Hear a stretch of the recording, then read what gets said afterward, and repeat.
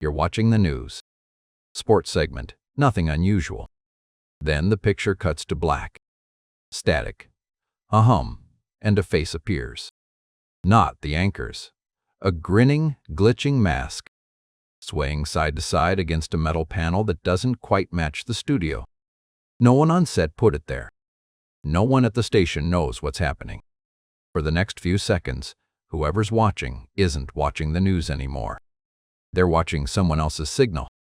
It's November 22nd, 1987. Chicago. WGN TV is mid-broadcast. The sports segment of their nightly news.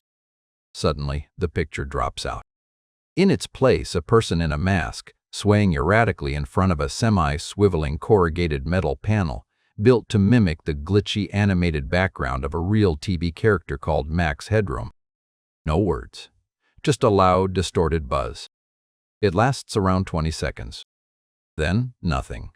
Engineers at WGN regain control, and the broadcast snaps back to normal like it never happened. Viewers call in, confused. The station brushes it off. A glitch. A fluke.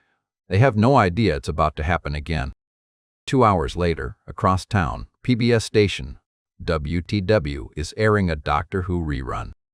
Same mask. Same swaying metal backdrop. But this time it doesn't cut out after 20 seconds. This time it runs for almost 90. And this time, there's audio. Garbled, distorted, but audible. The staff in the control room realize, in real time, they've lost the signal completely and have no way to stop it. The masked figure rambles, taunting a sports broadcaster by name, making disjointed jokes, laughing at his own static. Near the end, the figure bends over, and an off-screen accomplice hits him with a fly swatter. Then, just as suddenly as it started, it stops. Not because the station regained control, because the hijackers chose to end it themselves. Here's what makes this different from a prank call or a defaced website. To hijack a live broadcast signal in 1987, you don't need a computer. You need a powerful microwave transmitter and a direct line of sight to the station's broadcast tower. For WGN and WTW, that meant aiming at towers on top of some of the tallest buildings in Chicago, the John Hancock Center, the Sears Tower. That's not hobbyist equipment. That's hardware most people don't have access to, wouldn't know how to aim, and definitely wouldn't know how to use to override a commercial signal, twice on 2 different stations, in one night. Someone had to know exactly where those towers were, exactly what frequency to target, and exactly how to beat the station's own signal at its own game. This wasn't spontaneous. This was planned, likely for weeks, maybe longer. And whoever did it walked away without a single mistake that led back to them.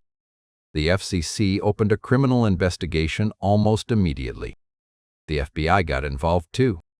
WTW even offered a reward for information. Nothing. No fingerprints on evidence that doesn't exist. No paper trail for equipment that was never registered. No online footprint because there was no online yet, not in the way we'd recognize it. Despite years of unofficial inquiries and endless speculation, the people responsible have never been positively identified.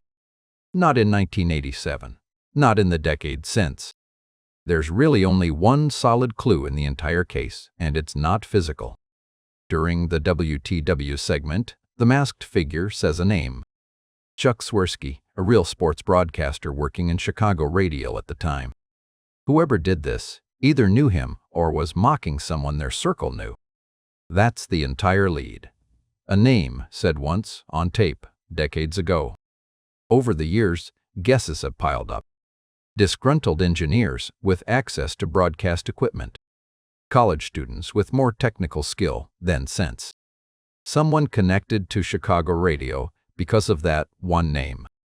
One theory even ties the incident to a specific evening years earlier when Chicago's WGN cut off a college basketball game for the Emmy Awards, sparking real, documented viewer outrage.